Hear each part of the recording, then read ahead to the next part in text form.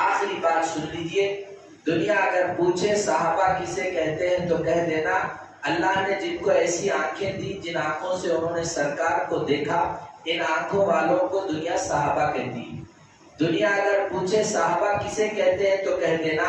اللہ نے جن کو ایسا دل دیا تھا جس دل میں انہوں نے ایمان کو جگہ دی اور ان کے ایمان کی مثال اللہ نے قرآن میں بیان کی، ایسے دل والوں کو دنیا صحابہ کہتی ہے۔ دنیا اگر پوچھے صحابہ کسے کہتے ہیں تو کہہ دینا جن کو اللہ نے ایسے ہاتھ دیے تھے جس ہاتھ سے انہوں نے نبی کے گھر کی حفاظت کی، جس ہاتھ سے انہوں نے نبی کے دین کی حفاظت کی، جس ہاتھ سے انہوں نے نبی کے ذات کی حفاظت کی، جس ہاتھ سے انہوں نے نبی کی وقتاً فوقتاً مدد کرتے رہے، ان ہاتھوں والے افراد کو دنیا صحابہ کہتی ہے۔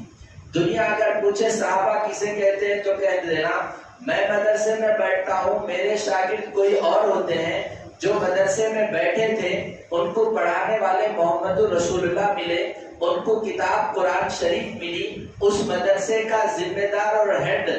جبرائیل تھا اور اس مدرسے میں پڑھنے والے صحابہ اکرام تھے، ایسے شاگردوں کو دنیا صحابہ کہتی ہے۔ دنیا اگر پوچھے صحابہ کسے کہتے ہیں تو کہہ دینا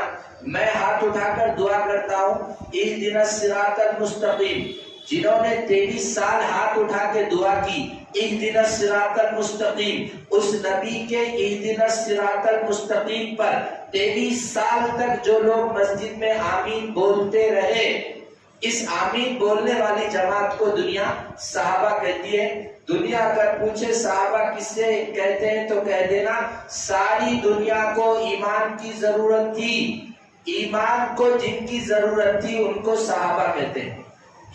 دنیا اگر پوچھے صحابہ کسے کہتے ہیں تو کہہ دینا ساری دنیا میں جو مسجدیں ہیں وہ صحابہ کا صدقہ، ساری دنیا میں جو مسلمان ہیں وہ صحابہ کا صدقہ، ساری دنیا میں جو مسلمان عبادتیں کر رہے ہیں وہ صحابہ کا صدقہ، ساری دنیا میں جو آج گھر گھر قرآن پہنچ چکا ہے وہ صحابہ کا صدقہ، ساری دنیا میں جو آج حدیث کے حلقے لگ رہے ہیں وہ صحابہ کا صدقہ۔ پوری دنیا کو ایمان، دین، علم، اعمال سے منور کرنے والی جماعت کو صحابہ کہتے ہیں۔ دنیا اگر پوچھے صحابہ کسے کہتے ہیں تو کہہ دینا میں مسجد میں نماز پڑھاتا ہوں، آپ مسجد کے مصلی ہیں، جس مسجد میں نماز پڑھانے والے محمد رسول اللہ تھے اور جس مسجد کے مصلی حضرات صحابہ اکرام تھے ان کو دنیا صحابہ کہتی ہے۔ دنیا اگر پوچھے صحابہ کسے کہتے ہیں